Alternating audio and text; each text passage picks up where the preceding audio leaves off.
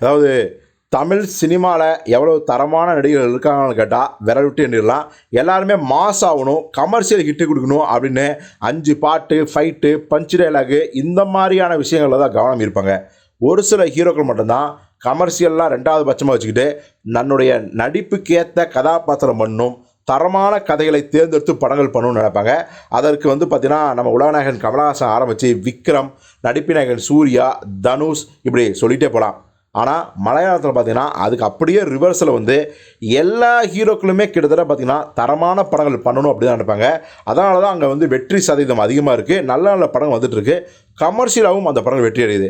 அந்த வரிசைக்கு மிகப்பெரிய பங்கு யாருக்குன்னா அந்த படங்களில் நடிக்கக்கூடிய ஹீரோக்கள் தான். மம்முட்டி, மோகன்லால் ஆரம்பித்து நடுவில் ஃபகத் பாசில், துல்கர் சல்மான் ஆரம்பித்து இப்போ பார்த்தீங்கன்னா புதுசாக ஒவ்வொரு நடிகரும் தங்களுடைய அழுத்தமான முத்திரையை பசிச்சாங்க.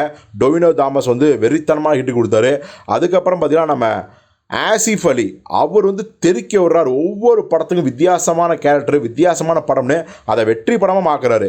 ஸோ அந்த வரிசையில் தான் இப்போ உன்னி முகுந்தன் அப்படிங்கிற மலையாள ஆர்டிஸ்ட்டு பட்டையை கிளப்பியிருக்காரு. இன்னும் சொல்ல போனால் கேர்ள்டன் படத்தில் வில்லன் அடித்தார் பார்த்தீங்களா, அவர் தான் பட்டையை கிளப்பிட்டுருக்காரு. இப்போ பார்த்தீங்கன்னா மார்க்கோ அப்படிங்கிற ஒரு படத்தில் மிகப்பெரிய வெற்றி அடைஞ்சார். எப்படி கேஜிஎஃப் 2 யஷ்க்கு அமைஞ்சதோ அது மாதிரி மார்க்கோ உன்னி முகுந்தனுக்கு அமைஞ்சிச்சு. ஒரு பேரண்டையே வெற்றி படம் அமைஞ்சிருச்சு.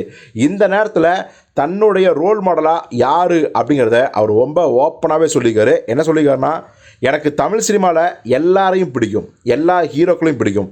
தமிழ் சினிமா பார்த்து வளர்ந்த பையன் நான். தமிழில் ஒவ்வொருவரையும் ஒவ்வொரு காரணத்துக்காக பிடிக்கும். அதில் குறிப்பிட்டு சொல்லணும் அப்படின்னா நம்ம உலகநாயகன் கமலஹாசன் சார், சியான் விக்ரம் சார், இவங்க 2 பேரையும் சொல்லலாம். ஒரு படத்துக்காக முழுமையாக மாறி நிற்கிற இவங்களோட உழைப்பும் அர்ப்பணிப்பும் எப்போதுமே எனக்கு பிடிக்கும். என்னுடைய ஆதர்சம் அவங்க. விக்ரம் சாரோட ஒரு படம் பேச்சுவார்த்தை போய்கிட்டு இருக்குது, விரைவில் அறிவிப்பு வரும் அப்படின்னு ரொம்ப ஓப்பனாகவே சொல்லியிருக்காரு. ஸோ பொறுத்து பார்ப்போம். கமல் விக்ரம் வரிசையில் உன்னி முகுந்தன் மலையாளத்தில் ஒரு மிகப்பெரிய சாதனை பண்ண போகிறாரா, தமிழ் ரசிகர்கள் அவரை எப்படியெல்லாம் ஏற்றுக்க போகிறாங்க, கொண்டாட போகிறாங்க அப்படின்னு.